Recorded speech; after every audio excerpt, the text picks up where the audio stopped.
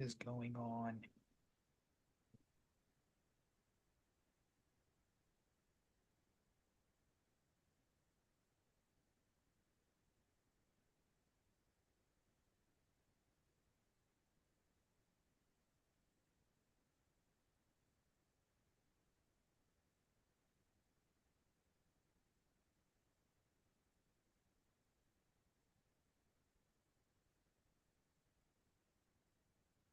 Hello, everyone, and welcome back to episode 195 of Salvaggio and Cratty here for you again on another Wednesday night, May 29th, 6:59 p.m., almost at the top of the hour. You can find us on Spotify. You can find us on Apple, Podbean, YouTube, or Twitch for new and old listeners. It's all Celtics and Bruins tonight. The Celtics swept the Pacers in unexpected fashion, and we wait their opponent. Now, that's just all it is in the NBA is waiting for Dallas or Minnesota. More likely Dallas, I think, is the consensus at this point. But we got some Bruins stuff. Lot coming out as the offseason comes along. We'll get on that. Like introductory offseason stuff, not super in-depth, but just like sizing up targets, giving our thoughts, and reading some stuff that's going on around the rumor mill. So, Ryan, how are you? I know you're good on the Celtics, but in general, are you hanging in there in life? Sure, yeah, I guess you could say that. Doing great as you said because the Celtics are once again going back to the NBA Finals. And you said you called it a surprising sweep, correct? With the Indiana Pacers, I think maybe Mhm. surprising, no, maybe not surprising to talent wise. Everyone kind of expected the Celtics to do well in this series, of course. I think surprising how it went down, and we'll get into it in a second here. But I've seen some people coin this as one of the most competitive sweeps that we've seen in a while, and I think that kind of fits the bill with how these games went down. Because I mean, they were a lot more entertaining than I feel like a lot of people, maybe ourselves included, thought they were going to be. I feel like I kind of laid a little bit more on the side of give the Pacers a little bit of credit, because they're not as bad as, I mean, there were some people, like I said, we talked about it after game one, that were writing this team off, thinking it's over. Ultimately, it was over. But like not in the sense that I feel like people thought of like the Pacers are just going to roll over and die now for three straight games, and the Celtics are going to blow them off the floor, because that didn't happen. It was an entertaining series, or at least three out of the four games were for the most part. So I'm glad the Celtics got some crunch time games in there as well, and obviously happy with the result. How could you not be? Yeah, it was awesome. As if we needed another layer of reasoning to respect and have faith in this team, they gave us another one in games 3 and 4, Mm-hmm. and we might as well just get into it because game 4 they swept. They had to battle late in both games 3 and 4. It wasn't surely wasn't easy. The turning point in game 3 for me was the Jalen Brown dunk when they were down about 7 with like Mm-hmm. maybe 3 or 4 minutes left. I think it was. Um, I was never like they're out of it, like they're gonna lose. I did in game 3 as a reverse jinx. It worked. So, but I never truly was like they're going to lose either of these games, and they didn't. Mm-hmm. They battled. Uh, they got contributions from pretty much everybody, and they handled it with grace. And you got to give credit to the Pacers because not only was it a competitive sweep, they didn't have Tyrese Halliburton for the last 2 games, and they made you sweat a little bit for good stretches of this game or these games in general, and put together a good series. I don't think Tyrese Halliburton in game 3 or 4 are keeping this series past 5, Mm-hmm. but we are where we're at now, and that's reality, and we just got to live with it, and it's good. 4 games away from banner 18. Maybe you get Kyrie. Maybe the Timberwolves pull off something that's never been done in the NBA. So Anthony Edwards seems to have rational or irrational confidence in the Timberwolves, who finally got one last night. So we'll see where that goes, and we'll see what Kristaps Porzingis will look like coming into Game 1 of the finals, Mm-hmm. because I'm sure that's on a lot of people's minds right now. Yeah, absolutely. And I think just not we knew the Celtics weren't going to play him a lot, if at all, in this series. Excuse me, and just kind of credit where credit's due there for the Celtics. We haven't really seen it this season. It was something we kind of thought about going into the playoffs, of course, with the Celtics team of, if they get these big leads, they get these series leads, they're going to take their foot off the gas pedal, maybe let one slip away here and end up playing unnecessary games. That might have been something you and I talked about going into this series. Finish this thing off as soon as you possibly can. Don't have to, go back to Boston or play a game or two you don't need to. I think we talked about, you're not going to bring Porzingis back earlier in the series. Don't even think about that. So that's kind of where I'm at. It's kind of a minute point because again, it's something we really didn't stress a whole lot. But I am glad that they didn't mess around with this, like you said. Halliburton goes out. Maybe you see them take their foot off the gas a little bit. Again, credit to the Pacers, like you said, the team that was playing, with their backs against the wall. Pretty much all series because again, they were looked at as the heavy underdogs, and why wouldn't they be? But that's one of my main points and takeaways too from this series is I don't think enough credit can be said about the fight that team has. Like you said, if Halliburton plays, does he make that much of a difference? Probably not. Maybe you steal a game here. You get game 3, you put that away if you're the Pacers. Game 4, I don't know, because the Celtics pretty much took that over late in that game as well. So maybe it goes 5 games, but that's a team I think that's one superstar defensive stopper away. I think because obviously we saw in the series that they really struggled in crunch time defensively. They have a star in the making in that Nemhard kid. He's fantastic. Like that's going to be a fun kid to watch in the NBA. In the next couple of years. So I think he really showed up in the series. Obviously, when they needed him to. Like you lose Halliburton, that's a huge part of your offense. And Nemhard stepped in, played really, really well, and gave the Celtics a ton of problems. We all know what TJ McConnell does. He's an absolute dog. Pain in the ass to play against, but I think he's one of those guys that probably fits into like I'd take him on my team any day just because of the scrappiness and the fight that he plays with. Miles Turner is a guy that it has his moments, pretty good here and there. Siakam, they were already talking about. Signing him to a max extension, I think that's a smart play for them because he was the guy that really took off once he came over from Toronto. So that's a team that's got a very bright future. I feel like everyone has kind of said the same thing about them, and themselves included. Obviously, not a thing to hang their heads low at all. Getting I don't want to say smoked because it really wasn't smoked in the NBA, but 4-0 is not something you ever want to see if you're a team. But they were able to hang with the Celtics pretty well up until the final minutes of those last couple of games. So again, credit where credit is due for the Indiana Pacers because they got a good team. They got a lot of good young stars in that team. They're only going to get better. Yeah, right, exactly. And I'm glad you mentioned only getting better because like even getting swept, I think you can build on this if you're them and be formidable. Absolutely. And one guy I was kind of interested to see, like I expected to do more, maybe I didn't pick up on as much, was Aaron Nesmith. I feel like he had a fairly quiet series. Yeah, he was pretty non-existent. Did have that. I said it watching game 3. I'm like, this is going to come down to if you let this clown end up who's done nothing all series and all game. And of course, he's the one that ends up with the ball in his hands in the last shot. But that would have been something to see if, he knocks that down and then maybe changes, I'm not going to say changes the trajectory of the series, but like maybe gets going a little bit because the Celtics, we saw in the regular season, he gave them fits. We talked about it leading up to this series. The chip on his shoulder that he plays with that can get borderline annoying at times because again, I'm in the camp of like you have no chip on your shoulder when you're playing the Celtics. Like you have no reason to be pissed off at them. You were never going to surpass the 2 superstars on this team that you play the same positions of. Like Brown and Tatum would never.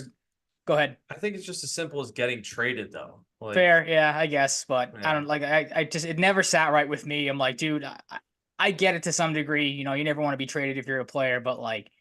You would have thought like they flat out gave up on him with how much I feel like disdain he has for the Celtics whenever he plays them. So to see him do nothing was kind of nice to see. Like obviously you never want to root for anybody to just play absolutely terrible, but he's a guy that I've said my piece on him numerous times that I think it's a little overblown at times. So it is what it is when it comes to Denise. But it was interesting. You're right. That, he's a guy that obviously when Halliburton goes down, if you're a Pacers fan, you're probably looking to have a little bit of a step up because I'll give some credit. He has had a good season. He has stepped up his game in his offensive ability, but it just wasn't there. I mean, he got locked up, and then I would have to think too. The Celtics were targeting him on the defensive end pretty much all series. I feel like that had to have waned on him at some point, like especially towards the last couple of games.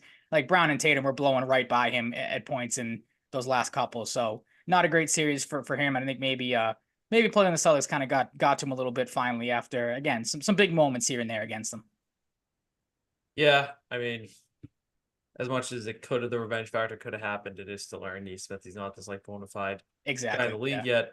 I wanted to pull up this Jason Tatum stat that was going around earlier. By the way, if anybody missed Porzingis' tweet, I actually just lost it. He was like tweeting about how he's excited for the finals and it'll be good to be out there. So if anybody didn't see that, maybe that should give you some positive reinforcement. Absolutely. Where's this Tatum stat? Most playoff points by a player 26 and under. Kobe Bryant is 94 points ahead of Tatum, who was at a flat 2,600 on the dot. So pretty impressive. Yeah, really impressive, especially for him. It's gonna be cool as a guy that looked up to Kobe. So, Jaylen Brown wins ECF MVP, averaged nearly 30. Jason Tatum was fantastic as well, anybody, still criticizing him and his legacy so far. Of course, he hasn't won a championship, but like nitpicking stuff about Tatum shouldn't be, or else it's just malpractice. He Exactly. Yeah. averages 30.3, 10.3 rebounds, 6.3 assists, over a steal a game. Just that's what you asked for. That's what you drafted these guys for. You've kind of not been waiting for it, but I think they hit maybe another level that we haven't quite seen hmm from them in the playoffs. Maybe I'm wrong, but this No, felt there's like a definitely little a step above Yeah, this there's definitely series. been a rise, a maturity level. And I think that's kind of been one of the, especially coming out of this series too, is one of the nice things to see. Is it almost like it's gonna sound weird to say that they finally get it. Like, you know what I mean? Like it's again, we've seen this team in the playoffs before, especially go back to last year. Like, just think you're gonna walk in and beat teams. That's not the case. This year, it seems like it's different. They kind of know, that hey, we have to play these full games. No one's gonna lay down and die for us. And this is series, especially with all the comeback wins and the crunch time minutes and stuff. Tatum, you bring up a great point. I kind of had this as one of my takeaways as well. Yes, he does still have to prove it in the finals. Like, he could have this great playoff run, and if he falters again, like he does in the, like he did rather in the Warriors series, then I think you could bring that argument up again. Is Tatum not the guy, but you can have these conversations. But right now, I mean, he's playing at the top of his game. I feel like that game three, was one of the best, if not the best, all around games he's played in the playoffs. With what was it, 36, 10, and 8 was his line, Yeah, 10 that was rebounds, 8 crazy. assists. There was that stretch where they were starting their comeback and they had what was it, the 4 possessions in a row that ended in blocks. He was right in the middle of all that, had a couple of huge steals, a couple of huge defensive possessions. So this is the Jason Tatum you want to see in the playoffs. Like, we saw it in the Brooklyn series against KD a couple of years ago. When he wants to play defense and really hone in on that side of the basketball, um, court game, whatever you want to say, there's no stopping him. Like, you saw it numerous times in this Indiana series, and that was a big thing too. Like, he knew, I feel like it kind of finally clicked to him that the threes haven't been falling for him. So I'm going to take advantage of some matchups. We talked about it with going at Neesmith and stuff like that. Or I can't think of the rookie's name that they had on him the last couple of games when Halliburton went out. But it seemed like Tatum finally figured that out too. Like, everyone kind of makes the jokes I've seen on Twitter of like Jason Tatum when he remembers that he's 6'8" and 200 plus pounds and could just go right by people. Like, you saw that a bunch in this series. Yeah, Whenever they needed a basket, it was him, whether it was Holiday or Brown. It seemed like those guys just kind of knew that, like, hey, we can get whatever we want here. So to see yeah, them, and again, Tatum specifically, rise his game to another level, it seemed like in this series was very good to see. Like you said, averaged over 30 points per game, like very easily himself could have won MVP of the series. I think it was what, 5-4, in favor of Brown. So that was obviously great to yeah, see from Tatum as well too. But again, just to see his play kind of rise to a new level has been great to see. And again, he needs to carry it into the finals. I'm not just saying just because Tatum had a great Eastern Conference Finals, like everything can go away. With maybe some doubt about Tatum, but like the full on slander of like he's getting carried by a super team. We've talked about this numerous times over the last couple of shows here. Like, it's just stupid. Like, it's just people looking to nitpick and just be idiots on social media because he's been fantastic in these playoffs yeah. And outside he's of maybe also like in one or Boston, two so games. that doesn't help him, avoiding the criticism as being in Boston. Fair. When they do stink, you get the TikTok guy that looks like Tatum that does all the dances that people Yeah. chirp him about, Yep. and then you have the guy that looks like Jalen Brown in like a rainy parking lot outside of like a Mhm. Burger King dancing. It's like, oh, Jalen Brown when crunch time happens, or Jason Tatum when crunch time happens. Yeah. I would see those. But yeah, really impressed with the Celtics put the rest of this series together. It wasn't easy, but shows that they're resilient. Shows Missoula showed us a different level for him, and Yep. Thought he had I another haven't. very good series coaching wise. He coached circles Yeah, around Rick Carlisle like it mm. wasn't even close. Rick Carlisle is a boisterous fella. He is. Yeah, he's a strange Yeah, one. I saw a lot of people. It's like I guess he kind of starting to find out why Rajon Rondo couldn't stand him when they were in Dallas because he has some yeah, I comments get it and some now. moments where it's like you are a Yeah, strange he's a dude. Like, my weirdo. dad and I were joking after I think the third game where he was like, "Oh, we need to come out and our fans need to be great. Our building needs to be great." It's like the building is not going to factor into whether you win this game or not, dude. And then the comments about like, "Oh, I got word that the NBA plans on having a trophy." I'm sure you saw this one, a trophy presentation in Game 4 on our home floor. Like, that's not going to happen. Like, we can't allow that. I'm like, dude, that's what happens when you're down 3-0. Like, it doesn't matter what sport you're in. The trophy's in the building if you're down 3-0. So you complaining about that, you don't really have a leg to stand on here. Don't blow 3 games late, or at that point it was 2 games late. So he's kind of a weird one. I'd be interested to see if he maybe survives. Because again, had a good series, but this was not a good series or season, but not a good series for Carlisle. No. No. And if I was going to say, I don't know why I was going to say Budenholzer, but if the guy in, I can't think of his name now, in Cleveland can get fired for that, like that was at least a He competitive did get series. fired. That's what I mean. If he can get fired Oh, for, I thought you meant if he's going to get fired. no, if he can get fired, I don't know why I can't think of the JB Cavaliers head coach. Bickerstaff. Thank you. Yeah, if he can get Is it fired, JB? then I know his I last name is think it is. Bickerstaff. I think it is JB or JP. Yeah, it's one of the two. But yeah, that's the point I'm trying to make. And it's not like a broken record now. But if he can get fired for what he did, because he had a good series against the Celtics and they lose 4-1. Mhm. Like I feel like Carlisle should be on the hot seat for getting swept and blowing 3 out Yeah. of 4 of these games late.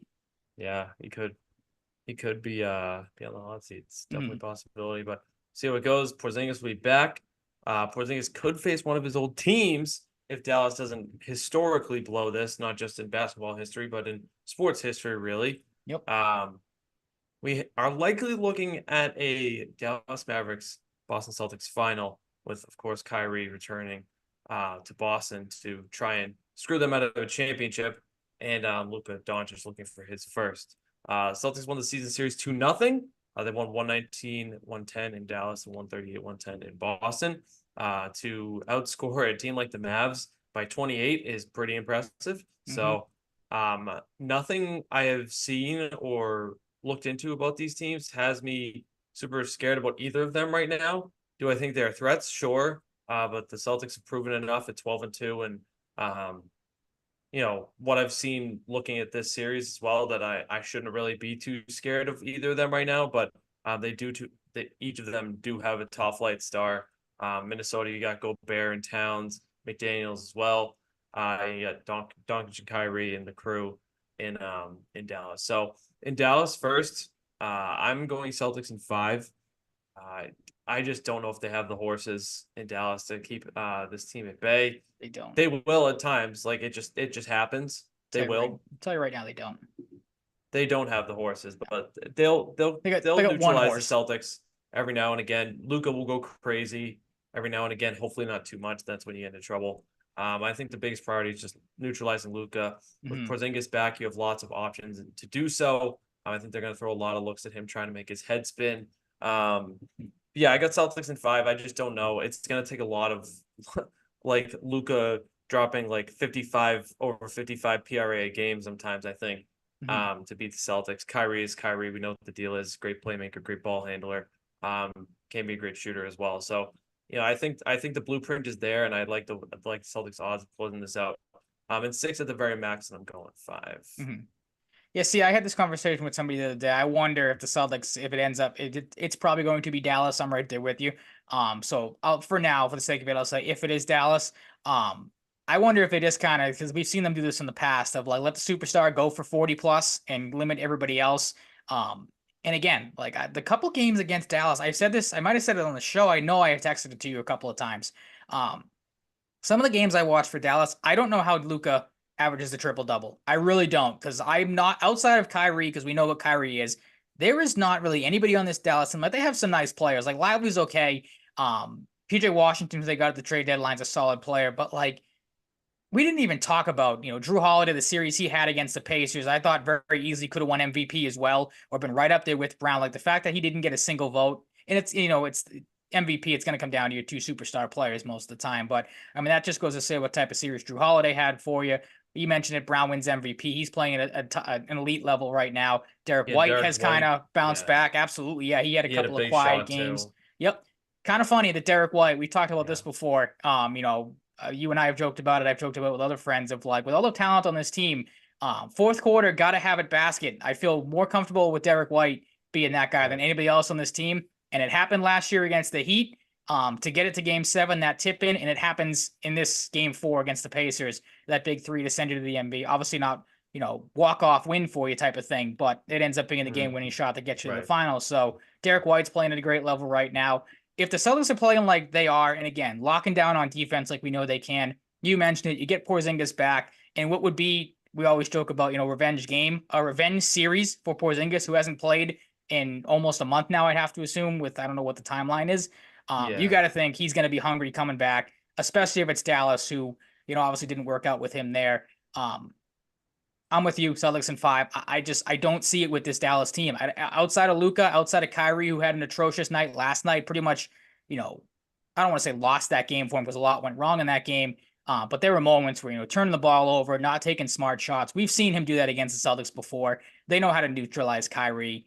So Yeah. I'm kind of in the mindset of, you let Luka go for his 35 plus and you limit all these other, I don't want to say bums, because there's again some decent talent on this team, but they're just a bunch of guys to me. Like, it's Yeah. Luka, Kyrie, and you said it, Luka, Kyrie, and the crew. That's literally what it is. It's just a Yeah, crew of guys, I in my said the crew opinion. because I don't know a lot Like, about other guys on the team. yeah, But again, like, I don't want to knock them completely because they do have some decent players, but again, like, if the Celtics are playing at the elite level like they are right now, like, I have it in the outline here. We're not going to run through it, obviously, because it would take too much time. But everyone always does in these situations, like the draft the team things. Like, you would take like oh Luka, yeah, Tatum, Brown, and Kyrie as your top four, obviously, and then after that, like, it's all all Celtics Celtics. for me. It's Yeah, Holiday, it's Porzingis, it's White, and then I don't even know who you would take on the Peyton Dallas Pritchard. side of things. I don't know if I go that far. I was thinking maybe Al I don't Horford think. if he's, Yeah, honestly. not 37-year-old Al Horford, but again, he's had his moments. So Um, I don't know. I've just said it all playoff long. Like, I don't see what it is with the Mavericks. Like, again, they've obviously had a great run to get to where they are now, but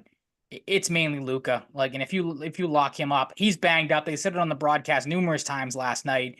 He's dealing with an ankle injury and maybe a hamstring or something else. The guy he's doesn't dealing play with any fat defense. allegations. What's up? He's dealing with fat allegations now. Yeah, he's been dealing with that for a while. Oh, okay. But yeah, Didn't know for sure. yeah, But exactly. I kind of wonder because we talk a lot like when we're facing teams like the Heat, and even the Cavs have guys step up like that. Are there guys like the Gabe Vincents and the Max Struces, like the They're, random guys out of they're better nowhere players. on either of these teams that are like you see one guy like a PJ Washington? Could he be a guy that's like a huge thorn in the side for no reason? Like PJ Washington's a good basketball player, but like Mhm. you're not expecting him to be a huge difference maker in the playoffs game in and game out. Like, are there any on either team? Like, let's just cover all the bases here. Is there anyone that kind of scares you out off the radar? Is he like, I get vibes he could be this like annoying little asshole that drops like 23 points one game off the bench, or something crazy, I just could see it random. more. Like they're just wet from three. They go like 4 for 5 off the bench from three or something. Yeah, I mean, I don't know. I On joked either about team, that. either I team. joked about that with a buddy of mine last night because we were both in the same mindset of, like, again, the Celtics are playing at the level they can. That nobody should be able to beat them. But we both said the same thing of, like, unless there's that Miami Heat Black Magic type of thing where, like you Right. said, and again, I know I just dumped all over the Mavericks, but, like, these are not, when you say the Gabe Vincent's the world, like, that is, I know the point you're trying to make, that is like scrub level player. Oh That yeah, I know. But I'm Dallas and just talking like Minnesota don't bench in have. general, Yeah, I got you. Dallas and Minnesota don't have those type of players. Like, Minnesota Mhm. had, I don't know if he's a rookie or not, or Jaden Hart, or sorry, Dallas, I meant to say. Jaden Hardy had a good night last night, played really, really well for them. I don't know enough about the player Okay, to so know if Jaden he's. Hardy will be the guy. Yeah, Okay. exactly. But no, I mean, like, I just don't know because, again, I watched them. I'm not impressed. Like, Minnesota to me has more of those guys. I feel like Mike Conley's a solid player, so I They feel like, want they want to get him a championship so yeah, we talked badly. about that before. Like, he is basically this year's version of Al Horford from a couple years ago. Like, guy who's never been to the finals. They want to get it for him, and obviously the Celtics still want to get a championship for Al Horford. But Minnesota, like I said, is kind of in the same boat the Celtics were a couple years ago. So, like, he's a guy I feel like could take over a game. Not, again, not a scrub by any means. Naz Reid, guy, sixth man of the year, has his moments here and there. Who's the other guy? There's a guy for Minnesota I've bet on a couple times to. Oh, Jaden McDaniels. Like, he's a guy that could either go. It feels like for 5 or 25 with the way he's going this season, and maybe again that's just because the couple games I bet on his overs, he's gone like Kyle super under. Anderson, my Um, guy from last night. What yeah, about Kyle him? Anderson for you, absolutely. Guy that was maybe linked to the Celtics a couple times for a couple years now. Hmm. Um, Look, they're balanced teams. Don't get me wrong, but and both Minnesota and Dallas now. But again, like the Celtics, again, I can't say it enough. It's just it's bad analyst play now, and it's not interesting for people. But, like, I can't stress it enough. If the Celtics are playing at the level that they should be, and going deeper into it, maybe getting some sort of contributions off their bench because Pritchard was kind of non-existent in the last series. Hauser's been horrible. So, if he figures it out, like, you get one of those two guys going, and like you said, this either whether it's Minnesota or Dallas, these series should not take longer than 5 or 6 games. No, yeah. I agree. I'm glad you filled me in on some I things kind of there. just went It's off on helpful. just a whole No, you're good. smorgasbord of tangent I there, and appreciate maybe answered I your question, appreciate maybe the not. But I appreciate the thoughts. mhm. Minnesota season series 1-1. They stole one. 114 to 109 in Minnesota, and lost by 7, 127 to 120 in Boston. You have these little charts here for all these previews, and the Celtics have the advantage in every Pretty much everything. category Yep. in this one. We got points per game, opponent's points per game, field goal percentage, 3-point percentage, opponent field goal percentage, and opponent 3-point percentage.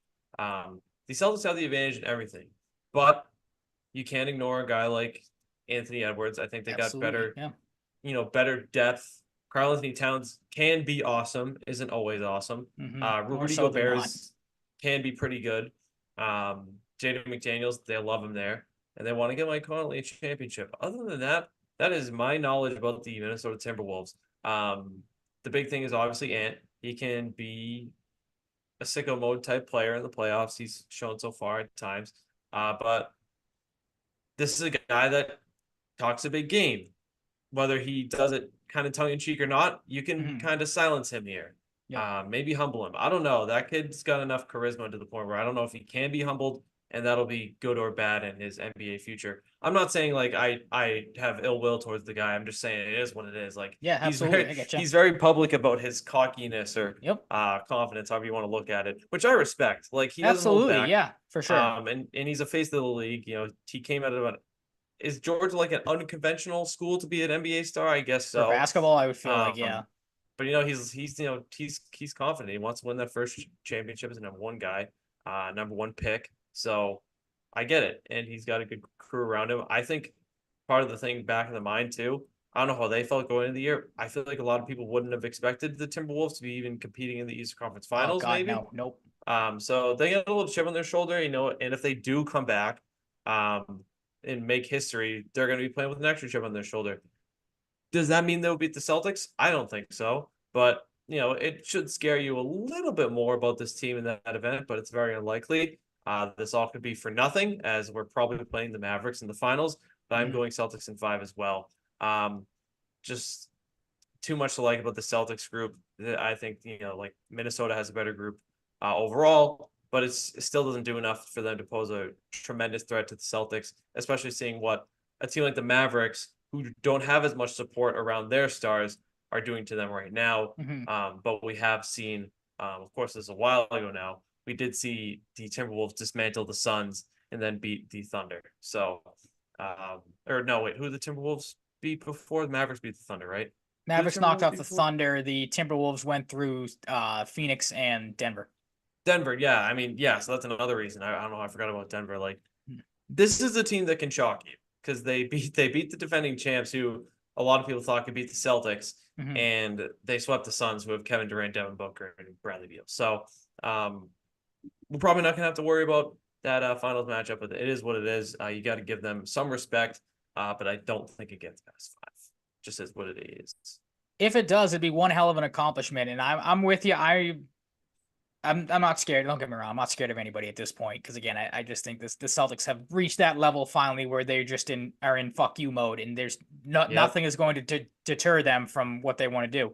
But I do like Minnesota's team better. It is funny. I had proved a little wrong last night with, like you said, Karl-Anthony Towns can have some great games and have some bad games with what he did last night. But and it's funny that you talk highly of these guys, and don't get me wrong, they are good players. On the flip side of it, like I just did with Dallas, I think Rudy Gobert, to me, is a fraud defensive player of the year player. Like he has moments in games where it's like he doesn't even look like he knows what he's doing out there. Like I don't know how much of the game you watched last night, but him and Towns picking up some of the dumbest fouls you will ever see on a basketball court. And that like leads me into Karl-Anthony Towns, a guy who was rightfully getting blasted up until last night. Cause for a guy as big as he is, like he plays this, and I've said this before too, and it was one of the things I remember talking about it when it was either during the Denver series or, all the love that Edwards is rightfully getting. And one of the big things people had talked about was, he's getting Karl-Anthony Towns to play like the player he should be playing as. And that's kind of now backtracked in this series a little bit, where he has turned back into the soft Karl-Anthony Towns that we know of. Look, the two of those guys, if it ends up being Minnesota, it's a long shot. They would probably give the Celtics a little bit of matchup nightmare just because of the size. But again, Like they both Right. play like bitches at times. Like you should be able to, Mhm. go at them. Again, if Tatum and Brown play as aggressive as they did in that Indiana series, you get Porzingis back, who obviously gives you the height. Like those are two guys you should be able to handle. Um, you're seeing it at times. He played great again last night. Don't get me wrong. Anthony Edwards has been superb in these playoffs, as we know. But there is times where he looks like he is running out of gas at times in some of these Right. games. Gets off the hot Yeah, that's gonna starts. happen for a young guy. Exactly. So maybe that's something you take advantage of there. The big thing for me, if it ends up being Minnesota somehow, is everyone talks about the inexperience, which I think would play huge. Because again, I think they are the Celtics of a couple years ago. If they get there, they might get humbled by a team that's been there before and wants to win. Yeah. Like the Celtics do, obviously do. I wonder too is if they do come back in this series, you just played a grueling 7-game series against defending champions. Now you just fought your way back from 3-0 down against Great point. Dallas. How much wear and tear do you have left? Like how much tread is Yeah, left on and the tires? injuries Like can happen too. Like, that too. Like there's a couple of, I can't remember who it was, but a couple of guys again watching the game last night looked a little hobbled out there. Like it's the playoffs. Everyone's dealing with something right now. If you're not, yeah, it'd be very surprising. Um, but I'm curious about that. Like the point you bring up is the point a lot of people bring up. Like if you do come back from this, are you scared a little bit of this team just being like, we came back from 3-0 down, we're riding high, yeah, we're gonna go in and take it to the Celtics here. I look at it like I said the other way of how much longer can you keep this type of performance up? And right. again, That's a if they great do come point. back, it's you give them all the flowers in the world for what they're able to do, but you got to think that wear and tear is going to catch up to them eventually. Yeah, It'd be interesting to see if they can do it because again, we almost watched a witness history last year if Jason Tatum doesn't, get stepped on 20 seconds into that game. Speaking of Gabe Vincent, forgot there's about a that. there's your Fucking callback. forgot about that. Yeah, you might have saw history happen last year, but Oh Minnesota, my they're gosh. primed as good as a team as any to pull it off. And like you said, they're Mm, confident right now, which I feel like you have to be in this situation. So I'm not going to knock them for that. Um, but again, it just goes back to what I've said all show long so far. And again, I sound like a broken record of the Celtics talent should be able to beat either one of these teams in 5 games, six at right. max. I'm not worried about either one of them. A little bit more from by Minnesota, just because again, I like that roster a little bit more. I think they maybe Yeah. have some matchup problems compared to Dallas. That is just basically Luka and his running mates. Like again, Kyrie's had a good postseason, but we've seen the Celtics neutralize him before. Have not had a problem with him. The big thing is obviously you said earlier, you just can't. If it ends up being Dallas, you can't lose to Kyrie. You cannot Yeah. allow it to happen after everything that has No. gone down. And the BS that he has kind of spewed and gone through. Like that would be such a horrible look if that happens. But you and I are in agreement. It does not seem like we think that is going to be the case with how well the Celtics team is playing. No, I'm glad. Yeah, and I agree with like everything you said, but I'm glad you brought up they've been there before too, because as you were getting to that point, I was thinking about how this team has grown so much, especially with Tatum and Brown since they lost in the finals to the Warriors. They're not losing again. It's just with all the growth with them and Derek White and Pritchard, anyone else who's been here Who's since. been Look, there? I mean Yep, Pritchard is a completely different player. He's a bench player, but absolutely. like Yep, completely different. They are not losing again, and this team is just not close. Either of these teams aren't close to like even at the end of the road for that dynasty or like era, if you want to say. mm-hmm. Definitely a dynasty at some point. I don't know, like the last few years. I have to look back. So they won 20 or 21, 15. They won 17 or something. The Warriors, something. I don't Or the know. I'm just Warriors. Yeah, I spitballing. can't. Yeah, They won a bunch. They won a bunch. That's my point. Um, the Celtics just aren't losing to a team, either of these teams. Like they're not letting it happen again. They know what their responsibility is. I think the desire to win for Al is so real, and it was at the time absolutely. too. Yeah. And he's not going to be denied. We've seen him step up. I just don't know if any of these teams are capable of stopping the Celtics unless they just completely flatline. No. And that's exciting. It's a good spot to be in. Um, the title or bust talk is coming to its head. This is where it counts. Mm-hmm. You have to be ready. You're gonna have time off. You I worried at mean, all by unless this that? goes to 7, a little. Yeah, Not I not am really, too. because I'm not worried about it negatively affecting the Celtics. I'm gonna worry about it like on the court. I'm Mm-hmm. worried about it mentally. the That's what I layoff don't of like. like just kind of kick your feet up and wait type of like it is. Yeah, and it's good for the I'm with you. Porzingis standpoint, but Absolutely, like yeah. I don't know how far away Porzingis even is at this point. Like if game 1 was Friday, would he play?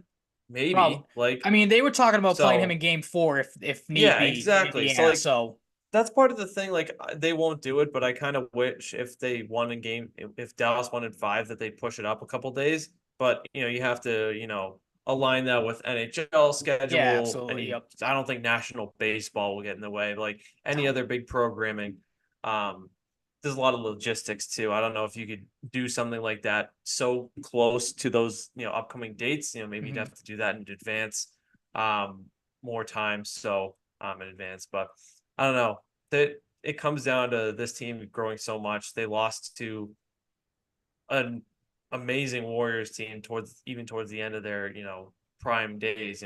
Steph's still Steph, but I mean we're looking now like Draymond Green is falling off, and Klay Thompson might play for another team next year. So um, you got the last best of the Warriors, and they've learned from it, and they're just not going to be denied. Mhm. Yeah, I mean, two leading up to we touched on it briefly. I mean, the stats speak for themselves. But the thing too that I think is big for the Celtics is they've been tested in every way, shape, or form these playoffs so far. They've had the blowout games. That's been the case pretty much all season. And again, I think it is going to go a long way to get those games that you got against Indiana. Where what was the stat? Indiana had 90% had a 90% win probability and more to win 3 games and still got swept by the Celtics. You have, the Dick Light tweet that I saw last night, the closing burst for the Celtics in the The three wait, the clutch game. what? The Dick The Light what tweet. tweet? Dick Lipe? Yeah, you didn't know that's the guy that is the programmer, I think, for the Celtics broadcast. Oh, I thought you Yeah. said Dick Light at first. I was like, is that like a No. parody account? No, Dick Lipes his Okay, name. I have seen It's a Dick little Light. unfortunate. It Yeah. it came it came back to me as you said that because I thought it was Light at first. Mhm. But yeah, continue, No. continue. Yeah, he had the tweet of the closing burst for the Celtics in the 3 clutch games in the series. Game 1, 23-13 run over the final 6:45. Game 3, a 15-4 run over the final 3 minutes. And Game 4, 15-4 over the final 5:50.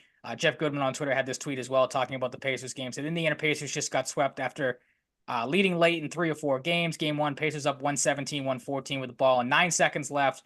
Game 3, Pacers up 109-101 with 2:25 left. And game 4, Pacers up 98-90 with 5:40 left. So again, for the people that wanted to talk about the Celtics not getting in, any clutch time minutes and what would that look like, they answered the bell pretty damn good in those games. Were they pretty to watch? Absolutely not. But I think that's going to go a long way as well. Again, to give credit where credit's due on Drew Holiday, like you saw what that guy was brought here for last series. I said it after game 3. He's everything that Celtics fans thought and wanted Marcus Smart to be, just at a completely different level. Like makes the big time plays, actually makes the big time shots. A buddy of mine, we were texting. I can't remember if it was after game 3 or game 4. I think it was game 4. The big rebound he had, the offensive rebound to seal the deal. My buddy said perfectly. He goes, Marcus Smart flops on that 100% and tries to get a foul rather than going for the rebound. Don't do my boy Marcus like that. Don't No, deny that it wouldn't have happened though. Like you can't. I'm not He gonna would have deny it, but thrown the arms up instead of just going for the ball. So I mean, I don't yeah, I don't mean to know. knock Cheap Marcus shot. Smart there a little bit. Yeah, Marcus Smart 50 cent. Fuck me. What do you say? Fuck me yeah, for? exactly. A little bit of a low blow, but I didn't know a better way to kind of discuss Drew Holiday in his play, and again, why I think that the Celtics not going to steamroll, but are in such a great position because you have a guy like that knows how to win, and again is playing at as high as a level as he's played all season long. So that just goes a long way too to again picking the Celtics to be that team, and again to go back to the point that I was making earlier, like they've played in every single type of game they can play in this season, these playoffs. Are you good? It's like a plane It's like a flying over your whip. house right now. What's Do you hear that? It sounds the like a whooshing? loud train whistle in the distance, and there's Oh, no train tracks near me. I don't I know got what it nothing. is. You might be losing it. No, there's something going on. Maybe there's a UFO above my Oh, apartment. I don't know. Sorry to distract, but no, I it's couldn't. okay.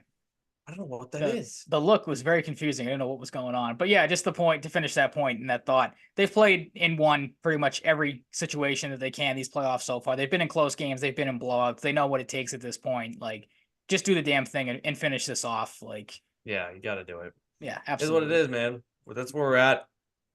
Just waiting. Hope the boys Sucks. are staying fresh. I It don't want to wait sucks. It anymore. does. It does. It feels weird because NBA we were in such a schedule's rhythm stupid. too. Yeah. We're in such a rhythm, but I think it's time to segue into hockey. Like we said, we have some introductory offseason stuff for the Bruins. A lot of speculation at this point, but maybe some of it will come true. First off, if they play right now, I just saw someone on PWHL Boston intentionally or unintentionally bundled the Minnesota goalie. Tickets were like really expensive. So good to see the high demand. My uncle For said he tried getting Minnesota, some and like sold out immediately. He said they oh yeah, it was were not available crazy. anywhere. There was also a glitch too, so I don't know if that had anything to do with it. But yeah, I mean, they won in game 4. It was pretty crazy. They had a goal, a Minnesota game winner, series winner, season ender called back rightfully for goalie interference. Then not Aaron Frankel, I'm thinking of the goalie, Alina Mueller, scored the game winner in double overtime. It was pretty awesome. I watched a good chunk of the game. It's pretty entertaining. Minnesota's crowd was awesome. Of course, it's the state of hockey, but Mhm. awesome to see for women's hockey, a sport that's trying to grow and succeeding, I'd say.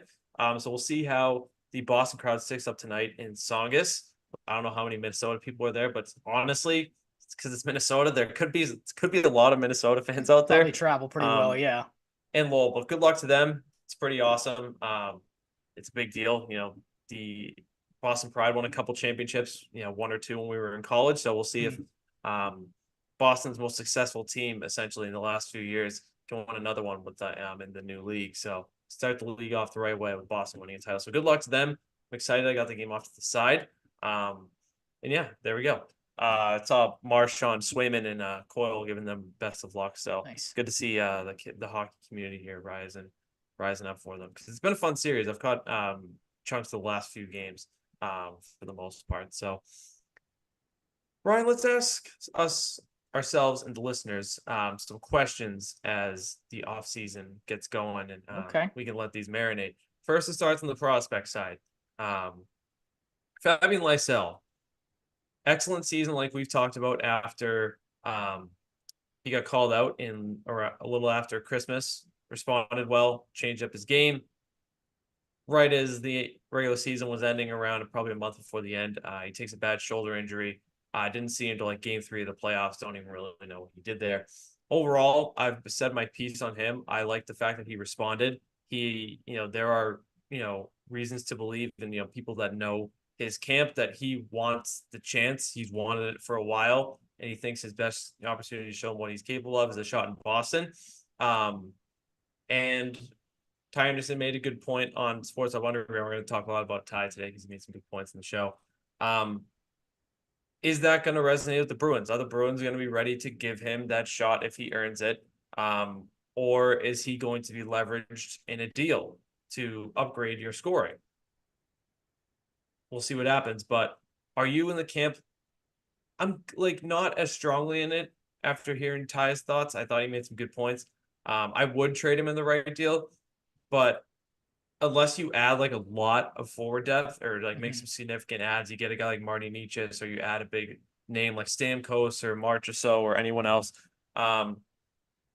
If there's a spot, I want him in the lineup if he's on the team. If he's not traded and there is a reasonable spot for him, he should be in the lineup. Give him a chance.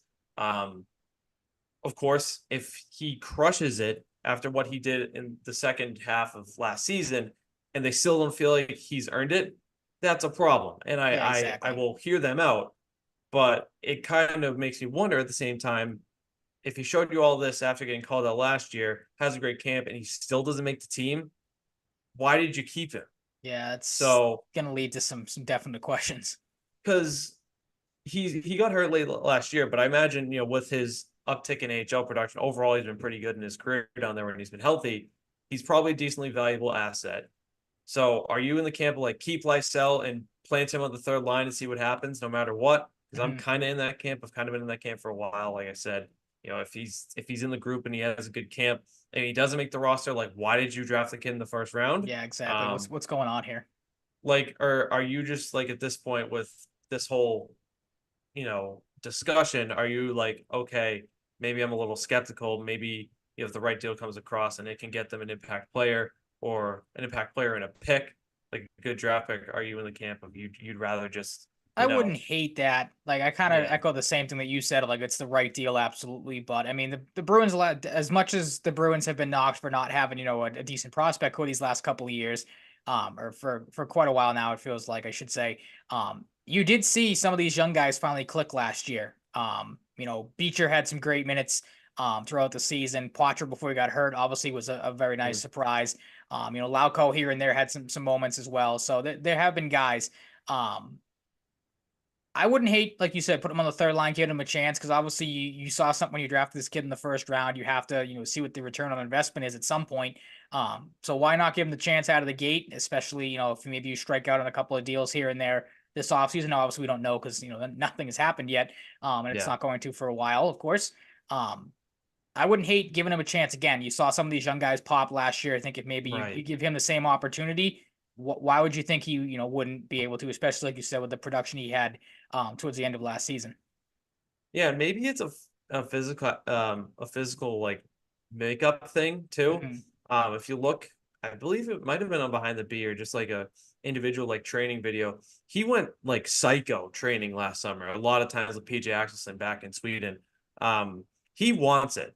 No matter what you say, like he wants it really bad. I'll And he take that on. proved it when he got Absolutely. called up. That's why I want him. He has to suck in camp next year to not To make this not be team. here. Yeah. I'm going to be really confused if he plays well enough and they just don't give him a shot, unless they just load up on free agents. Um, they bring back a guy like Heinen or DeBrusque too, whatever happens, whatever combination of pieces are, in that forward group. If he gets pushed out by depth, like I'm going to be pissed, That's a Yeah, that, like that also might genuinely be a going to be problem. pissed. Like, Um, I think you give the kid a chance. I think he's very highly skilled. There was reasons for excitement for good reason when he was a top 10 consensus prospect that fell to 21. Give the kid a shot. You need an infusion of skill, homegrown talent, makes your team look good. And, like you said, look at what happened with Patra. Like try and get that next stud in there, get him acclimated. And Matthew Patra could very well be his line mate. yeah, I think we absolutely. could see a scenario where we're like maybe Pavel Zacha moves down to the third line left wing, or you bring Heinen back, or put Frederick on the left with Patra and Lysell, one of those three guys. That'd be a really nice third line. Really, really nice. So that's Fabian Lysell. His scoring counterpart, Georgi Merkulov, is in kind of a precarious position because even he did struggle a little bit when he got called up, but he was also placing kind of crappy minutes and not given Hmm. tons of minutes at times. But Georgi Merkulov, no matter how good he plays, might not have a spot. Uh, Lysell's handedness will help him, honestly. They don't have a lot of right-handed forwards. It's Pasta, Hoyle, and Geeky, and Brazeau. So, a right shot winger is something that I think the Bruins could use another one of, but Absolutely. Yeah. maybe Brazeau helps that a little bit. I wonder, not only is Merkulov a highly productive, top 5 in the AHL last year player, he's already almost 24, I believe. I think he's already 23. I think he's valuable not only because of his AHL production, he was great in the USHL and great in college as well. He's also got that Russian factor. Like Russians are kind of like all hockey sometimes. So you gotta like that about a player. I haven't seen any reasons for concern about his focus or anything. Guy seems pretty dialed in. I wonder if he could have like pretty decent value to a team as a guy that can step in right away, like a lower end team or someone who's, scouted him enough. The AHL scouts of a certain team are like, hey, we love this Merkulov guy. If Boston wants to get rid of him, I think we can plug him into our lineup. Georgi Merkulov could be an interesting trade piece. I love for them to make space for him, and I love for him to thrive. And honestly, I'm truly saying this. What happened in his call up last year has not affected my outlook on the player at all. I think he will learn from it. I think it's natural to struggle a little bit at times. It is what it is, no matter how good of a scoring threat you are. Um, like, are you? This is like a different, case, but do you want to see Merkulov given his AHL success, or are you just like, okay, trade this kid if it gets you an upgrade, Yeah, helps get you an upgrade, him. I'm on or that side more than Lysell because, like you kind of laid out the lay of the land there, what the roster could look like and where these guys spot wise could be, and like if he doesn't have a spot and you're just gonna throw him back in the minors again, like yeah, that's the one to me where it's like, okay, if you could trade him and get something for him, um, why wouldn't you?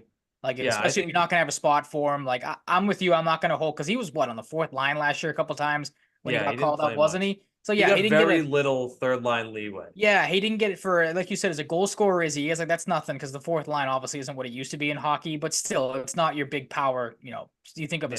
guy, score down there. Um, so like I'm not gonna hold that against him either, like you said.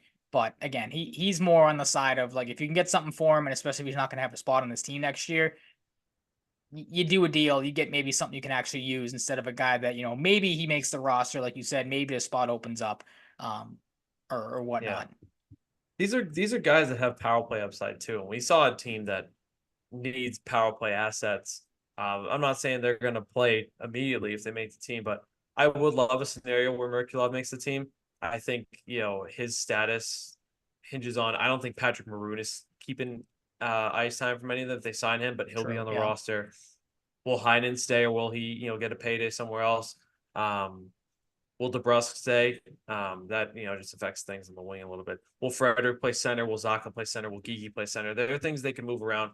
I would love for a scenario where George Merkulov forces one in the roster. Maybe Lysell too. That's a lot to ask for, but I don't know. It kind of feels to me like one of them is going to be traded, and I would lean more towards Lysell, honestly. Really? I mean, Um, he'd get you I more, think he's more obviously. valuable. Yeah. I don't know. It's tough to say. I think Lysell has more of a claim as a first round pick, but you never Mhm. know. And obviously they both still have to earn it. We'll see. I mean, you might need to use one of those guys to make an impact move. So we'll see what True. they Yeah. do. But there's interesting cases for NHL or trade. I don't think you really gain much having either of them in the AHL next year. No, absolutely not. Unless Lysell like sucks and you don't trade him and you're like kind of keeping him around hoping he doesn't suck. Like he'd have to be really bad in my opinion. I'd hope at least. Hope that he's bad, but like if he's getting sent down, it's because he underperformed Yeah, to exactly. not He's make the not. He's not roster. blocked by somebody or something dumb. Yeah. Yeah, I don't know. It just I have a weird feeling about it right now. I wonder if Lysell is leveraged in a big trade. Um, Easy one. I think we both probably have the same answer. Brandon Bussey, Mikey DiPietro, or a cheap veteran backup after you trade Olmark. Bussey is waiver eligible. I don't see how much more a cheap veteran is providing at a little more money than Bussey. I think the kid's put in the work as an undrafted free agent. He's already like 25. He's not very young anymore. Hmm. He's big. Unless Mikey DiPietro beats him out, who had a good year in Providence as well, I would like to see one of them as the backup. Are you in the same camp? Yeah, you'd like to see something, especially with these last. Did he have a good? I know 2 years ago, Bussy was like one of the best Yeah, goalies he in the AHL last year. Like you'd like to see yeah, what you have in that kid at the NHL level at some point. right. Yeah, I think it's just a no-brainer. I think Swayman's at a point too, especially with what he accomplished last year. He wasn't like super young like Bussy is. Bussy's already 25. Swayman was younger when he came to the league, but like first year guy, he's like, hey, I was a first year guy not that long ago. Hmm. He can provide a lot of guidance, and I think Brandon Bussy can be a serviceable backup. But you never know. Should DeBrusque stay or go? This is the big one outside of Olmark. Does it even matter? Are their minds made up? Like, is this gonna turn into a Torrey Krug thing where the talks have been kind of weird throughout the year? Maybe they have an offer and pull it off the table. I don't know if it's gonna happen like that with Krug. But it seems like the whole two-way street comments, and there doesn't seem to be a lot of huge momentum. It seems like the decision might already be made, Something's barring a last off. minute Yeah, change. there's I just like a think, vibe I get that yeah, I'm not really and I think high it's gonna on. hurt them. I Hmm. think it's gonna hurt them if Jake DeBrusk walks. The more and more I think of it, we've talked about his development as a more complete player. He shows up in the playoffs every year. The consistency is an issue. We talked last week too. Like maybe if he has a long-term deal, he doesn't have those mental blocks where he's worried about his payday or where he's got mental stuff going on that's clearly affecting his game. Because I do think it's mental with him a lot. Hmm. Um, I think there's a scenario where you can get DeBrusque at 5 or 6 million, 5.5, 6 million a year, and you shouldn't hesitate because um, you're potentially going to need multiple guys to replace him. Yeah, And are you absolutely. bringing both of those guys in free agency? Are they costing more than DeBrusque? Um, I don't know. I'm in the camp of wanting to keep him. I don't feel like they're going to, but at the same time, I really do have hope that things can change, Hmm. like potentially pretty quickly. Some locations I like for him, Edmonton back home. Edmonton could always use a winger if they make another guy if they make space besides Hyman instead of Connor Brown, who kind of really stinks. Um, you plug him in with Draisaitl or McDavid, he could score 30 goals very easily. They could use his penalty killing, I think, as well. I like Chicago or San Jose just for bang for your buck, and you play with Macklin Celebrini or Will Smith in San Jose, or you play with Connor Bedard. Pretty You play good. with Taylor Hall, Yeah, pretty who good. like you're back with Nick Foligno. He wants to win, so maybe that's like okay if the contender offers aren't right. Maybe I just cash out. Chicago's got a nice rebuild going slowly. Maybe I just kill it with Connor Bedard and enjoy playing hockey with an awesome player, despite not really contending for a cup probably for another 3 or 4 years, at least. Carolina, they've got Teravainen as a UFA, who's I would imagine walks. They want to sign Gensel. That'll probably be part of the reason he walks. They also just need more scoring depth, I think still. So that's another location. Pittsburgh, they could get him to play with Crosby or Malkin. That's another situation he could really thrive in. They need scoring depth. They might trade Riley Smith. Maybe they make a lateral move and replace him there. And the Islanders, they could be in on a guy like Ehlers. They could be in on a guy like DeBrusque. I expect them to be heavy in the market at a top 6 scorer. Maybe DeBrusque is the guy. Yeah, some of those again, like I said with Ty Anderson on Sports Hub Underground, he mentioned those. I thought those were worth bringing up. Are you on the camp that DeBrusque is walking? If you had to give 70% chance to stay, 30%, like that type of thing, he goes, what will your percentages be at? I'm going. That's what I'm going. I'm going 70-30. He leaves. I was gonna 30% say he it's funny stays. you bring up those two numbers because I'd probably put it like I think he's probably gone again. I think the writing's on the wall with Sucks. some of the comments. Ty Anderson, I heard Ty Anderson talk about this on Zolak and Bertrand last week, and he brought up a couple of good points or interesting points. Because they were kind of debating the same thing. Would you let DeBrusque walk? Would you maybe try to bring somebody else or what would that look like replacing him? And he kind of brought up the saying of what's the saying of like the devil you know is better than the one you don't or whatever, something along the lines of that. Like it's like the evil you know is better than the one. I'll have to look it up at some point, but there is an old Like the saying where monkeys it's hear no evil, say no evil, speak no no, evil. Is it's that what like it is? No, I I'm think it's kidding. something. Yeah, I think it's something along the lines of like the devil you know is better than the one you don't. And I think the point he was trying to make is like for the people that think okay, you can just let DeBrusque walk. Like we've seen the Bruins let, and I can't remember who the player was they let walk a couple years ago, but his point was they replaced with David Backes, and that contract obviously was horrible. You probably know Yes, the player that left and who slotted in for better than I would. Louis Erickson, Yeah, that's who it was. Thank you. who fell But off that's a basically cliff after that.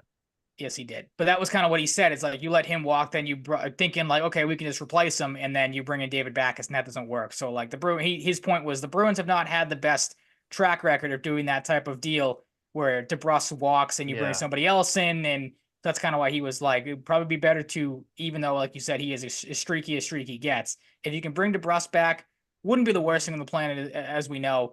But I'm with you. Like the way things are going right now, unless something drastically changes, I'm not too confident that he is going to be back here next year. And again, maybe we talked about this yeah. last week. Maybe that's good for him. Again, maybe Mm-hmm. he needs to just kind of go have a hard reset somewhere else. Like you said, get his money, kind of get out from his head in the head games and stuff. And just start over and be in a better space than he would be here. If things continue to loom like they have been. Yeah, and on another location I like, they're probably gonna trade Arthur Kaliev and let Victor Arvidsson go. He's not a big time scorer, but LA is a team if they could make space. Okay. I think DeBrusque would be amicable too. I also wonder with DeBrusque, I think not having Bergeron hurt him a little Oh, bit this year at absolutely. times. Yep. Yeah, we've seen him at his best with Bergeron a lot of times with Krejci. If you get a guy like Marty Necas or you get Stamkos and he's a center more so than a wing he's been in the past few years, maybe you can elevate DeBrusque. Maybe that gives you more confidence in bringing him in. But of course, that July 1 is when any of those guys and DeBrusque hit the market. Yeah, So exactly. the thing with Backus that I think people do forget is it was reported as a 1-year deal at first. If that was a Definitely 1-year did not remember deal, that. if that was a 1-year deal, things down the road are much different. And you have a first round pick in 2020 that you wouldn't have had to give up to salary To dump get David rid of back. that, It's yeah. crazy how that went down. And it was a rare moment like that from Bob McKenzie. It was Bob McKenzie who reported the 1 year deal. Then it became 6. And I'm like, oh my What God. That happened? might have been Yeah. the same summer they signed John Moore for 5 years too. I was like, Don Sweeney must have been hammered. Yeah. I love Not David great. Backes, but you could forecast that one kind of falling off the rails at the end a little bit. This year, I think it's a lot different. If you want to look at the list I have here with the cap friendly link in the outline, Hmm. I don't have as much Backus-esque fear this year. You have Steven Stamkos. I don't see Steven Stamkos falling off in each of the next 3 years. You'd probably sign him for. I think he's probably getting a 3 year deal. Sam Reinhart's probably too expensive. Jake Gensel, same. I don't think Adam Henrique is a guy they're going to go after. Anthony Mantha is possible. He kind of got his mojo back. He's got size. I really like Anthony Mantha at the right deal as a DeBrusk replacement, but the price has to be right. He made 5.7 on his last deal. I don't know how much marketed there is going to be for him to get a raise, but he's going to get more than that probably on the open market, probably around 6, a little bit more. You can bring Bertuzzi back. That's possible. Wouldn't hate that I right wouldn't deal, but hate that. Yeah. him and Domi are ideally seems trying to stay long term with Toronto. We'll see how that happens. It'd be so funny if they gave them both 6 year deals. I love Bertuzzi, but I think Domi will not age well. Teravainen, like I have my doubts about Teravainen. Personally, he's good, but he's not a game breaker. I don't know how much of an upgrade that even is. Jason Zucker, that's like scraping the barrel. He's a good player. He can show up in the playoffs sometimes, but he's old, not long term. Jonathan Marchessault, if he hits the market, please, That's please yeah. give That's me like Jonathan a Marchessault. number one Conn option for Smythe, sure. Stanley Cup, proven playoff performer, gritty, tough, takes hits, gives hits, scored 42 goals last year. So he'll get quite the raise on his deal, but if it fits, it fits. And Vladimir Tarasenko. I don't see a lot of people talking about Vladimir Tarasenko. I wouldn't hate it, but I think Florida's going to make an effort to sign him, whether successful or not. They've got a lot of balls in the air. Reinhardt, Montour, and Tarasenko. So Anton Lundell will need an extension, I believe, in the near future. They got some things to figure out there. They also got their goalie making 10.5. Other than that, there's nothing too crazy. Like Jack Roslovic would be depth. Joe Pavelski, if he left, I would love Joe Pavelski, even at 39 years old, if you get him for a year. And Tyler Toffoli. I think Tyler Toffoli is the last name worth mentioning. I was gonna say, is this gonna be another year of just you hear Tyler You Toffoli's hope name for brought up Tyler 100 Toffoli. times, and then yeah, Maybe you get your heart this ripped out again? Yeah. this is the time. I don't know if Winnipeg's going to sign him. This is the time you should have the most hope for Okay. Toffoli. All right. And I would be Feel like so we've down. barked up that tree I numerous want to times make and this just been let clear. down numerous times. Things haven't changed. And if Chris Blackie is listening to this, he loves Toffoli. He always has. He'd be a good fit. He really would He be. has won 2 Stanley Cups, guys. It's that simple. He can score 30. I don't care if he's 32 years old. Jonathan Marchessault's 33. So is Steven Stamkos, some shit like that. You can't overthink it when it comes to replacing DeBrusk. There are guys out there, you need to get one if you lose DeBrusk. You can't rely on, okay, we'll just trade for Marty Necas and give him an 8 year deal. That's possible. But Marty Necas could also be a center. And he wants to be a center, apparently. Again, he's been a winger. And apparently he wants out of Carolina. Well, so they need centers. they do. What about Lindholm? That's a center. I don't. Did you mention him? No, I do You're not out want on Elias Lindholm. Lindholm. I do not want Okay. Elias Lindholm anymore. He needs to come significantly off the north of $9 million a year he was asking for in the winter. It's a little I ridiculous. think I would only give him about 6.5. Okay. And that would make me a little uncomfortable. I don't think he is a game breaker. I think he is suited for a team needing a good middle six center. I would prefer the guy like Stamkos or Marty Necas that can center your top line. Matt Duchene ? I think Matt Duchene's going to stay in Dallas. It's too Okay. good of a fit. You remember, I did want him badly, and look how good he is in the summer. Yep. I would love him too if he hits the market. I just kind of feel like he's going to stick around in Dallas. William Karlsson, does that tickle your fancy? Because it tickles my fancy. Absolutely. As a trade Are you candidate. kidding me? For sure. Yep. I think he makes $5.9 million a year too. Pretty nice. He's only That's 31. nothing. He had 30 and 30, I think, this past year. Stanley Cup champion. Pretty solid good. playoff performer. Not really this year. Had kind of a down year in the playoffs, but that doesn't really scare me too much. If he somehow is a casualty to keep Marchessault, or maybe they really like Mantha, I kind of doubt it. It kind of seems like Marchessault is a big priority for them. So if they have to move Karlsson, maybe they do. Also, They traded for Tomas Hertl. True. They're losing Chandler Stevenson, though. So you trade for Hertl, you lose Stevenson.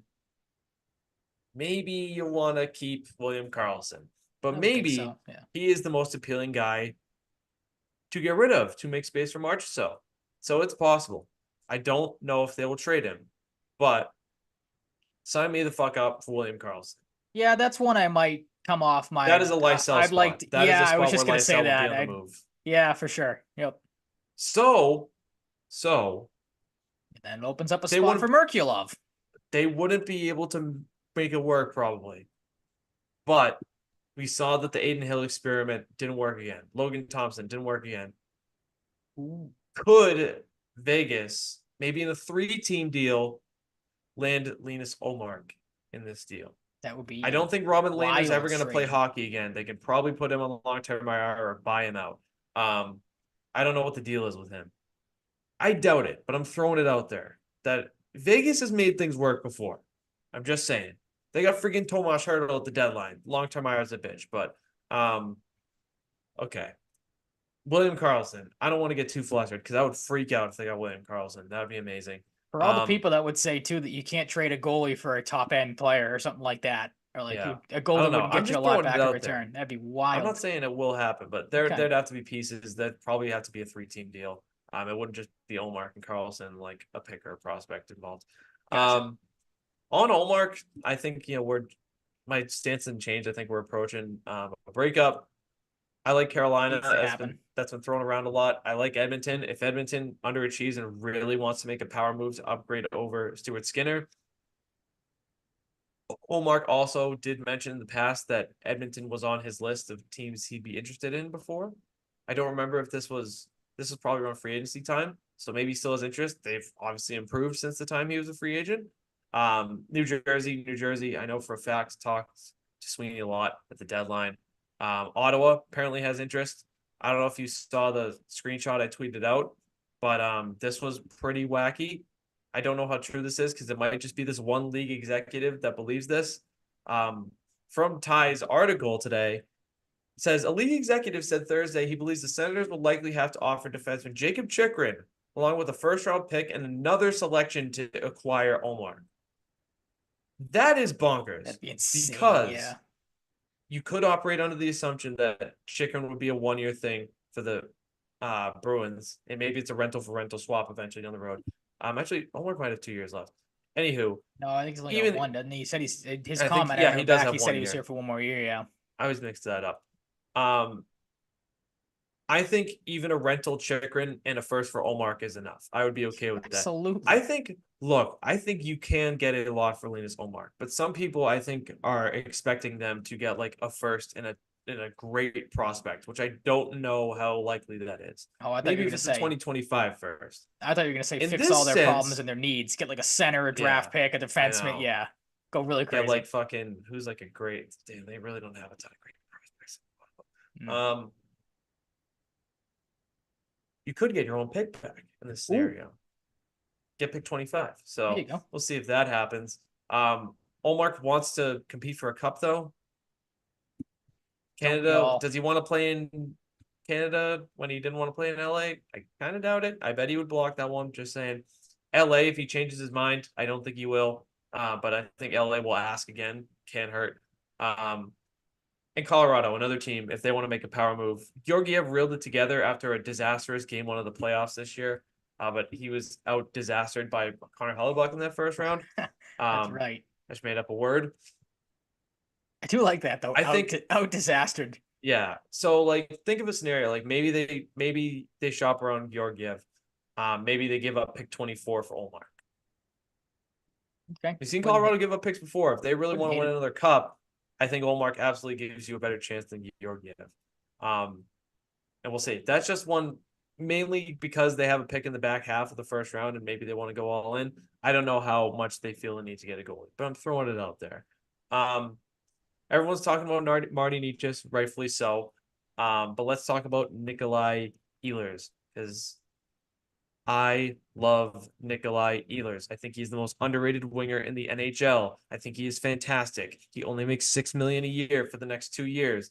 and he might be moved. I would very much like Nikolai Ehlers on the Bruins. That is a big deal. I like Fabian Lysell.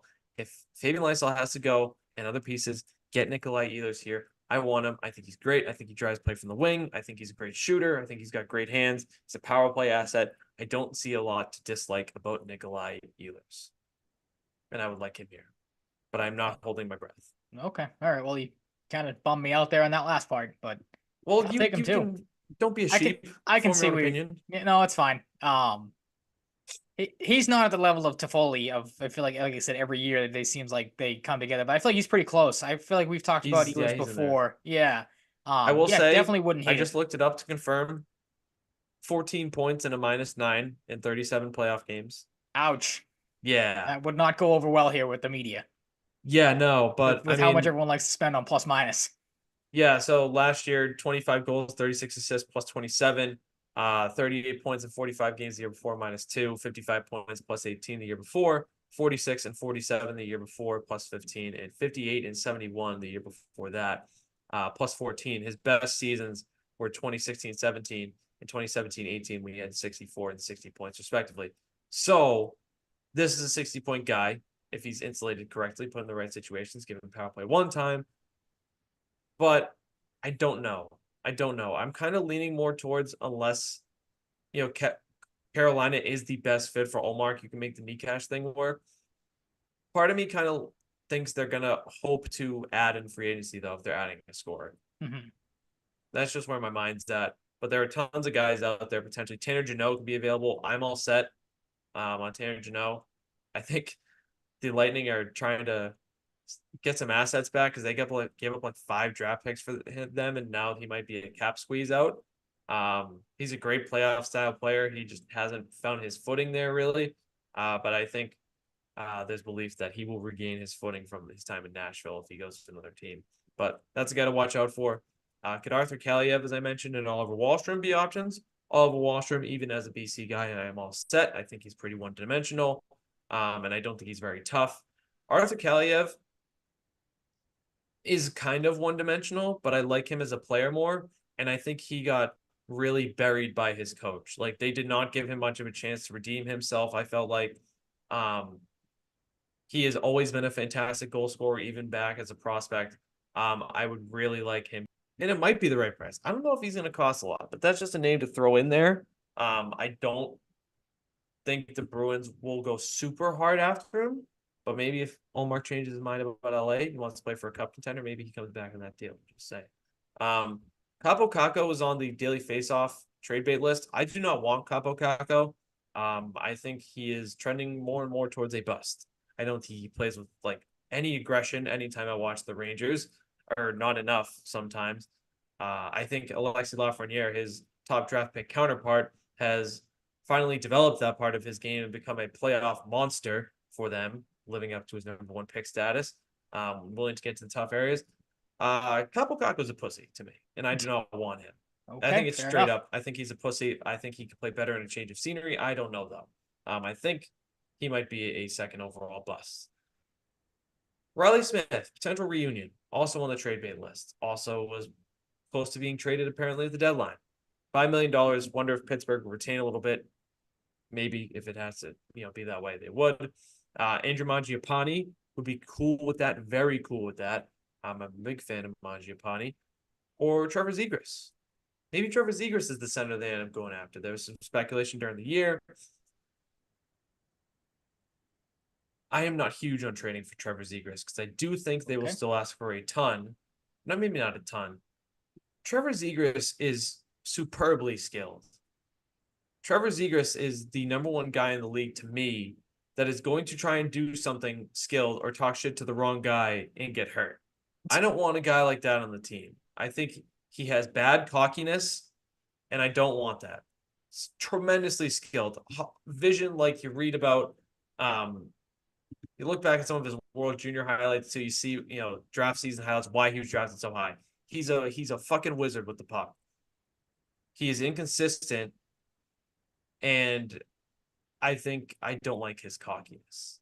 It would have to be the right price. Mm-hmm. But he is going to potentially be traded, and I think he will end up in the division in Montreal. That is my prediction. Ooh, Reunite okay. with Cole Bold Caulfield. That prediction could be the there. best spot for him.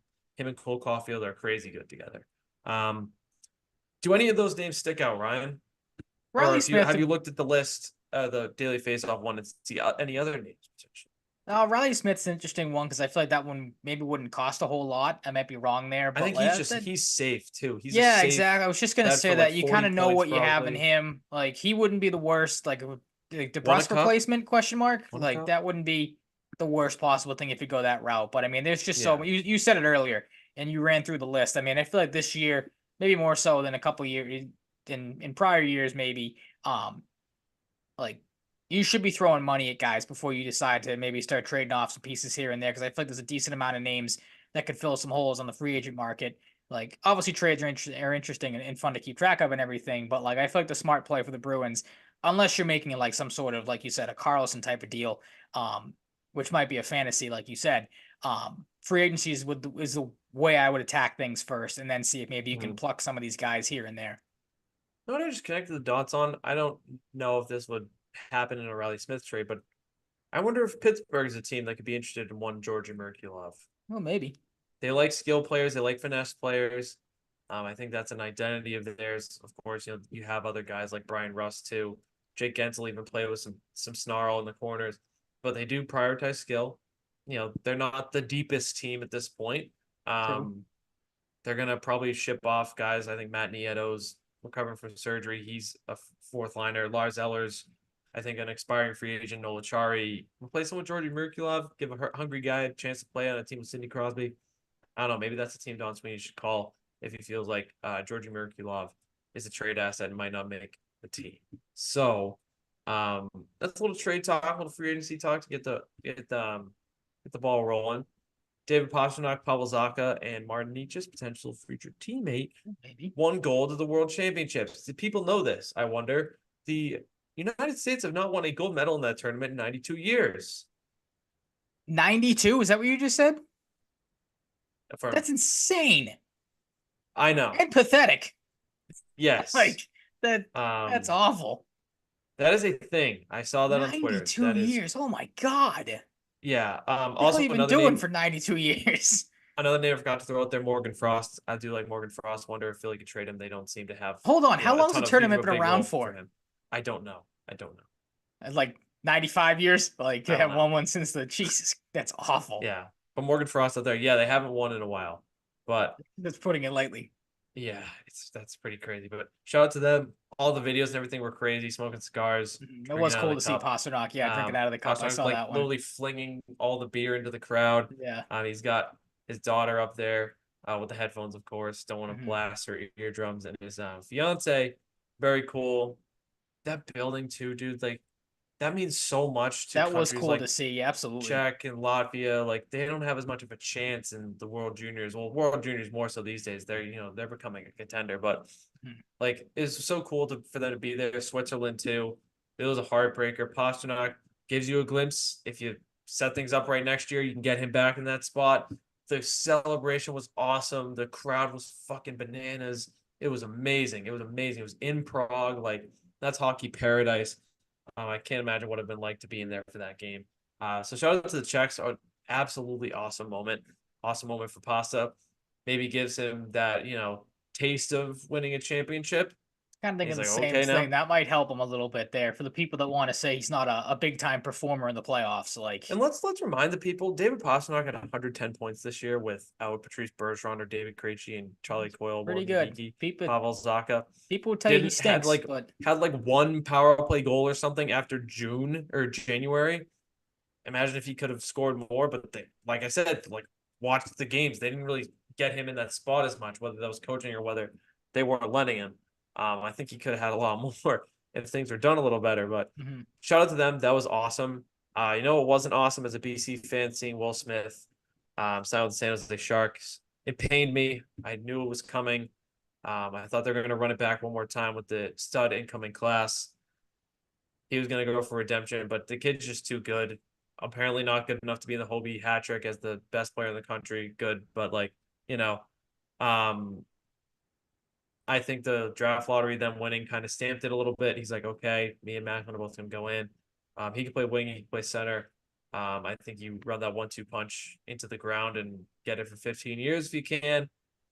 It sucks, but BC does have a number one projected pick in next year's draft coming in to replace him, so it's not the worst. But that center depth is going to need some supplementing because it's a little suspect after one James Higgins. But that was big. I'm happy for Will. He was like an awesome, awesome Eagle. He scored 4 goals in the Hockey East tournament in one game. That was fucking amazing. One of the coolest moments as a fan for me. And I've watched BC for a long time. Minnesota just scored. That sucks. It sucks, but I'm very happy for him. It's going to be a cool spot for him to be as they try and reunite things in San Jose. I like how the rebuild has gone so far for the most part. So we'll see if he's a huge part of it. I think he will be. I watched the kid play all year. Let's see. Any other big signings from the past week? Nothing too crazy. Yeah, really nothing too crazy. That was really the big one. I wanted to touch on Will Smith, wishing him the best. He was an awesome Eagle, and his boys, Perot and Leonard, are sad. I don't think Ryan Leonard is going to leave. People think Ryan Leonard's going to leave now. I think Ryan Leonard's a man of his word. He's going to stay. He's not going to, unless Washington like offers him a top 6 role to come out and leave BC. I don't know if he would do that, but you never know. The allure could be too much, but also it helps when you have a number 1 overall pick coming in to replace your buddy at center. Just play with him, win a championship, get redemption, win a championship, win the Hobie Baker. He should be the finalist to win the fucking Hobie Baker next year. Yeah, but it was sad. I was sad, but it kind of felt inevitable over time, especially after the lottery. I wonder how long they've been talking about this too, and maybe they'll just stick around. As I ramble, Don Waddell steps down from the top of the pedestal in the Carolina Hurricanes organization after, I believe, 10 years. He quickly became the president, GM, and alternate governor. He wants all the power in Columbus. I was gonna say, yeah, and rightfully so. Quite they the need a power guy trip. like Don Waddell. That's a guy who is pretty good with roster construction. Of course, you could say I've chirped them for missing out on guys at the deadline in the past, but he's not the GM. Well, he is the GM. He was the GM. Damn it. Fuck. I just kind of erased my point. Yep. But I don't know. It's not all him. Fuck me. Wow, I just put myself in a pretzel. I have no one to blame by myself. Eric Tulsky, who steps in, has like a biochemistry degree and went to Harvard. So like this guy's a brainiac. Big hockey guy. He got a job with the Hurricanes dating back today from his work like on Twitter. And then he like got in their hockey ops department, got in scouting. He is incredible at what he does. He is like legit one of the best in the league. They have preserved a top 5 potential prospect pool despite contending every year.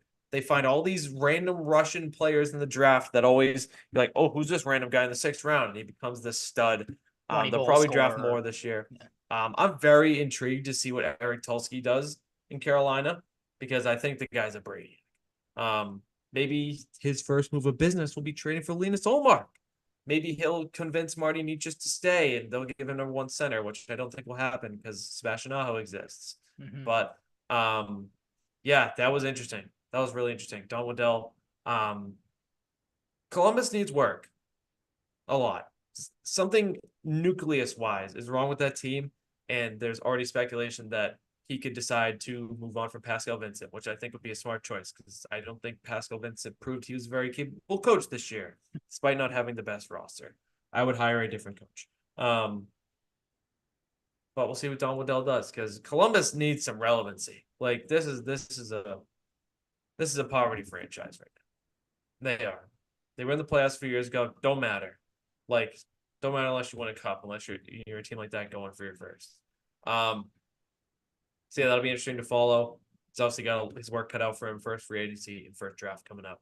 We'll have to catch up with the scouts for sure in the next 30 days because we are less than a month away from the draft and a few weeks away from my mock draft, which I've been tinkering with. Maybe I'll have Bruins Fitz in the first round if they trade Linus Ullmark. And believe me, I've been looking at the back half of the first round for a while. I have guys I like, so I'll be ready. I always have guys I like, and they usually pan out. I'm pretty good at finding guys that pan out. Luke Evangelista, Connor McMichael, to name a couple. Seamus Casey will be next. I have my darlings every year. I picture you as this It's Always Sunny meme of like just a board Charlie. with with Yeah. a Bruins logo with a Merrimack bunch guy. of a bunch of Yeah. player profiles and pictures all pointed at the Bruins with all the wire and everything. Yeah. This year, spoiler, one of my guys, Michael Hage. Michael Hage. Don't know if he'd be available at 25 to get that pick. I love Michael Hage. I love Michael Hage, not just because he's a Michael. I love him. Nice.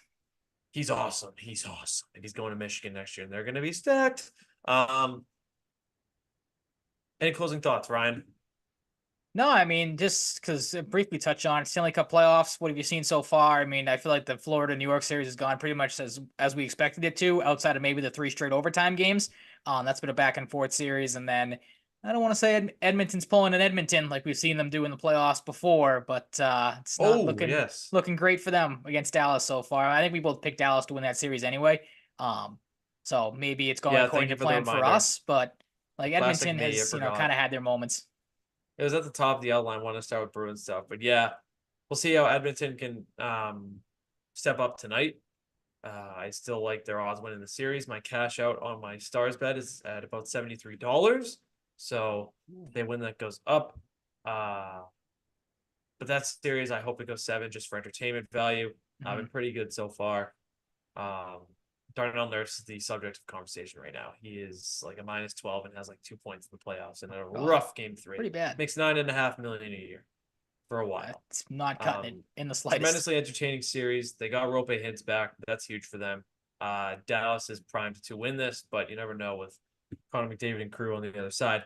Panthers and Rangers has been a war, but in typical Panthers fashion, they get bailed out by the refs. I'm sorry, they did. I don't get it. I texted you They this get last bailed out night. by Out the of all refs. the teams There to, was one, I forget what it was. It was on the other side of the ice that Rangers fans or Panthers fans were kind of like, "Hey, this happened too," but like you win the game, that one kind of becomes like a moot point. I think it was like Zibanejad on somebody. In the last shift, the last offensive rush, Mika Zibanejad clearly gets hold to the point where he's like flopping around because he's trying to escape the guy. get out of the clear And go hold. help Capo Caco, who we were talking about earlier. Capo Caco gets tripped right on a potential scoring chance in front of the Florida net. He wouldn't have scored because he sucks, but if they get a power play going into overtime, that game can go a lot different. Florida gets an early power play, a fair power play, definitely a penalty on Blake Wheeler, who sucks. His first game back after breaking his leg. He takes that penalty that ends up screwing them. Then bing bang boom, tic tac toe, it's in. Sam Reinhart game over. Bucci overtime challenge, got it twice right in this series. Haven't got picked, but I've already won a shirt before. It's okay. Shout out to Nikolai Ehlers. I won because of him. Nice. That series, I think, will go to 7, and I hope it does as well, like the Dallas one. I think Florida is heavily outplaying the Rangers, but the Rangers have so much to play for. They're playing for this whole city of New York. They're still a very good team. I don't think that team goes down easy. I really don't. And we saw what they were capable of against a team like Carolina. Don't forget that. They're getting heavily out attempted. I will find the stat before we go. Florida is dominating, but it says something to me, the fact that it's 2-2 despite all of that. So we will see what happens. Let me find the statistic. Here we go. Megan Chaika. She always has these good charts. Let's read these real quick as we wrap up the show.